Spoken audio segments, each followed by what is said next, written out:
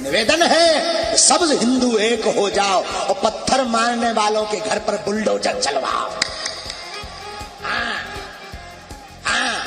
और कुछ दिन बाद हम भी बुलडोजर खरीदने वाले हैं। अब पैसा नहीं है इतना, वरना हम भी बुलडोजर खरीदेंगे और जो राम के काज पे और सनातनीय महात्माओं पर, संतों पर और भारतीय सनातनीय हिंदुओं पर पत्थर चलाएगा, हम बुलडोजर उसके घर पर चलाएंगे। हमारी प्रार्थना है हिंदुओं जगो, और जो तुम्हारे पत्थर तुम्हारे घर पर फेंके उसके घर जैसे भी लेकर चलो, क्योंकि ये भारत सनातनियों का है। और सनातनियों के देश में अगर राम की यात्रा पर, रामनवमी पर कोई पत्थर मार दे, बुझदिलो कायरो जग जाओ। अब सब हिंदू अपने हाथ में हथियार उठा लो और कह दो हम सब हिंदू एक हैं।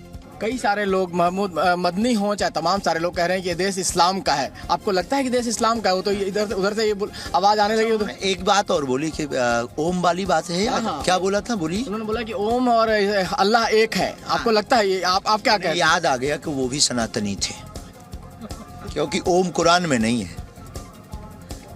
ओम बागेश्वर बालाजी की ओम बागेश्वराय नमः, ओम सन्यासी देवाय नमः, ओम नमः शिवाय नमः, ये सनातनी में ही है। तो पूरा बयान छोटा बोलो, पूरा बोलो, उसमें उन्हें याद आ गया सनातनी है। लेकिन वो तो ये भी दावा कर रहे हैं कि भारत जो है इस्लाम का देश है। ऐसा तो कोई भी, हमारे गांव में एक पागल था, वो अपने आप को प्रधानमंत्री कहता था। क्या बोलोगे? एक प्रार्थना करने आए जितने यहाँ संत हैं और जितने सनातनी हिंदू हैं, सब हाथ उठाओ। हिंदू राष्ट्र के साथ कौन कौन है? पक्का बजा दो बिगुल हिंदू राष्ट्र का। आओ जाति बात को तोड़कर हम सब हिंदू एक हों।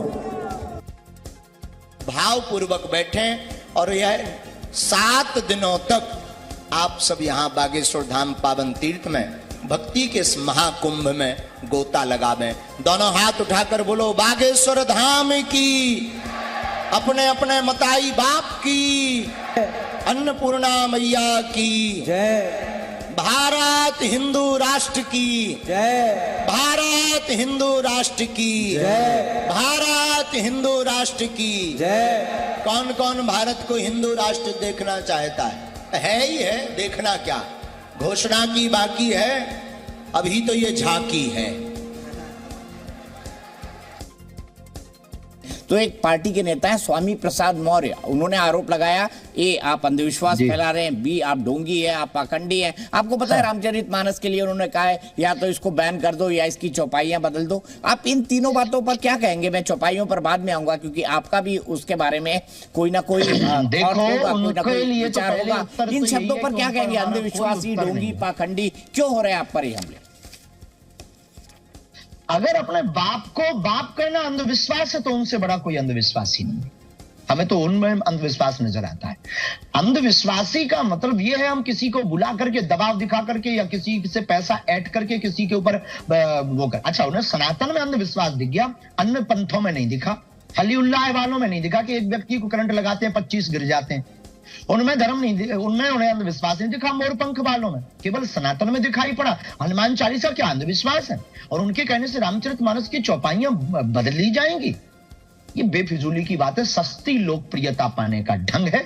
और भारतीय जनता से प्रार्थना है कि ऐसे लोगों को मुंह तोड़ जवाब दिया जाए, ताकि ऐसी जरूरत दोबारा वो बोलने की ना करें। और ऐसे लोगों को भारत में रहने का अधिकार नहीं है। जिस संविधान के प्रथम पृष्ठ पर भगवान राम का चित्र पुष्पारूढ़ वाला बना हुआ हो, उस संविधान को मानने वाले लोग अगर भगवान राम का प्रथम पृष्ठ नहीं मानते, उन्हीं प्रथम पृष्ठ की गाथा रामचरितमानस को नहीं मानते, ऐसे लोगों को वीजा पासपोर्ट लेकर के दूसरे देशों में रह जाना चाहिए। स्वामी प्रसाद मौर्य के लिए कह रहे हैं? दूसरे पंथ से ज्यादा स्वामी जी, आप ये क्या स्वामी प्रसाद मौर्य के लिए कह रहे हैं? कैंसर से ज्यादा खतरनाक है वो आदमी, जिसने भी यही बोला उनके लिए, जिसने भी नाम स्पेशली नहीं लेंगे। जिन रामचरितमानस और बागेश्वर धाम को अंधविश्वास बोला, वो नंबर 1 के कैंसर वाला रोगी है, चौथी स्टेज पर पता लगेगा। इसलिए ऐसा व्यक्ति बर्बाद कर देता है, जिस प्रकार कैंसर शरीर को खराब कर देता, रामचरितमानस पर और सनातन पर उंगली उठाने वाला भी खराब कर देता है। माहौल, समाज का दिशा और दशा दोनों बदलता है। ऐसे व्यक्ति को भारत में रहने की जरूरत है। ये धाम की महिमा है, negative and positive. Negative and positive energy, जो दो एनर्जी होती हैं, नकारात्मक एवं सकारात्मक ऊर्जा, उससे ग्रसित जो लोग हैं वो धाम पर जाते हैं। और धाम पर जो हमें हनुमान चालीसा का विधान हमारे गुरुदेव ने दिया है, हम उसका प्रयोग करते हैं। ना तो हम कोई चमत्कारी हैं, ना हम कोई ईश्वर हैं, अपने इष्ट के प्रति हमारी दृढ़ता है। कोई शक्कर को शुगर कहता, कोई चीनी कहता, कोई खांड कहता, पर शक्कर तो शक्कर है श्रीमान जी। उसी प्रकार कोई नेगेटिव एनर्जी कहता, कोई उसे प्रेत बाधा, कोई संकट बाधा कहता, और कोई उसे नकारात्मक ऊर्जा कहता, पर है तो एक ही। अच्छी बात बोली है। तो हम भी संविधान के खिलाफ हैं क्या? हमने कोई संविधान के खिलाफ बात बोली है क्या? बिल्कुल भी नहीं। जब भारत के परिवर्तन प्रगति का नियम है, भारत का 1/3 लोग भारत हिंदू राष्ट्र की मांग करेगा, मस्तक पर तिलक लगाएगा, तो संविधान में सुधार होगा और भारत हिंदू राष्ट्र बनेगा। मैं ये जानना चाहूंगा कि क्या रामचरितमानस में शूद्रों या फिर पिछड़ी तबकों का अपमान किया गया है, जो आरोप लग रहा है? दूसरा, क्या ये करके सनातन को बांटो जातियों में और जातियों का वोट लो, इसकी भी कोशिश है? जिस प्रकार किम जोंग ने किया था कि जैसे किम जोंग के देश में कोविड-19 के केस मिले थे, तो उन्होंने कहा था या तो देश छोड़ दो या प्राण छोड़ दो, क्योंकि उस व्यक्ति के कारण पूरा देश नहीं हम मार सकते हैं। तो ऐसे व्यक्ति को भारत सरकार को या तो देश छोड़ने का कहना चाहिए या उससे कह दें कि तुरंत सरेंडर हो जाए और उसको जेल भेजना चाहिए। मतलब ये कह रहे हैं कि जो रामचरितमानस का विरोध कर रहे हैं उनसे उसी तरह डील करना चाहिए जिस तरह से किम जो ने अपने देश नॉर्थ कोरिया में कोरोना से किया था। यस माय डियर, बिल्कुल मेरे प्यारे, यही हम कहना चाह रहे हैं और बहुत जरूरी भी है। आपने घर वापसी की बात की।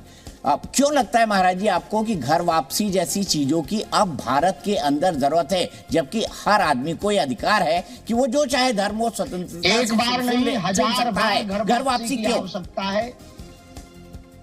इसलिए एक बार नहीं 1000 बार घर वापसी की आवश्यकता है। इस देश में छोटा मोटा ट्रिक का चमत्कार दिखा करके मदर टेरेसा बन रही है।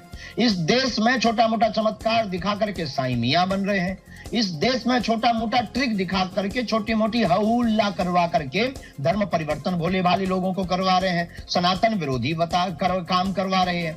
उन लोगों के मुंह पर पहली बार जब झापड़ लगा, जब बागेश्वर बालाजी का दरबार लगा, तब उनको खबर लगी, हौस लगी। जो भोले वाले लोग चले गए थे दूसरे धर्म में, उन्हें लगा कि असली बात तो ये है।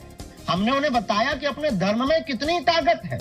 उनके एक व्यक्ति के छूने से 25 लोगों में जो करंट लगता है वो एक प्रायोजित होता है, लेकिन अपने यहाँ बागेश्वर धाम पर हनुमान चालीसा में छूने की आवश्यकता नहीं। जो यह पढ़े हनुमान चालीसा ओए सिद्ध साखी गौरी सा। जब ये बात हमने उनको बताई, जो भोले वाले लोग चले गए थे, उन्हें समझ आया, तो उन्होंने घर वापसी की। और इसकी आवश्यकता प्रत्येक संत के द्वारा है और प्रत्येक हिंदू सनातनी के द्वारा इस कार्य को करने की वर्तमान में आवश्यकता है, क्योंकि यह इंटरनेशनली फंडिंग द्वारा सोची समझी साजिश है, जिसमें संतों को, गरीब भोले वाले लोगों को टारगेट किया जाता है। महाराज जी, क्या इसमें मदर टेरेसा, जिनको नोबेल पीस प्राइज मिला है, जिनको संत का भी दर्जा मिला हुआ है, क्या उनके लिए इस तरह की टिप्पणी उचित मानते हैं? हम किसी पर टिप्पणी नहीं करते, हमने सिर्फ समानता की बात की। श्री सीताराम बागेश्वर धाम की जय, सन्यासी बाबा की जय, पूज्यपाद श्री दादा गुरुजी महाराज की जय। हम यात्रा पर निकले हैं, 2 से 3 दिन की यात्रा पर हैं। बागेश्वर बालाजी के चरणों की कृपा से, सन्यासी बाबा की कृपा से जो यज्ञ होने जा रही है, उसमें सभी स्थानों को, तीर्थों को, संत महापुरुषों को आमंत्रण देने के लिए हम निकले हैं। सभी पागलों से कहना है बहुत जल्दी फिर बागेश्वर धाम आ रहे हैं। और दिव्य भूमि जो हमारी हिमालय की भूमि है, उत्तराखंड के जो क्षेत्र हैं, जहाँ पर बड़े बड़े ऋषि मुनि महात्मा, जिनकी अक्खड़ फक्कड़ की साधना रही है, तपस्वी योगी अमलात्मा विमलात्मा साधु, उनकी स्थानों के पद चिन्हों का आशीर्वाद लेकर सब संतों को हम आमंत्रण दे रहे हैं। बहुत जल्दी बागेश्वर धाम आएंगे, आप सब इंतजार करिए और सनातन का झंडा गाड़े रहिए। कायदे में रहेंगे तो फायदे में रहेंगे।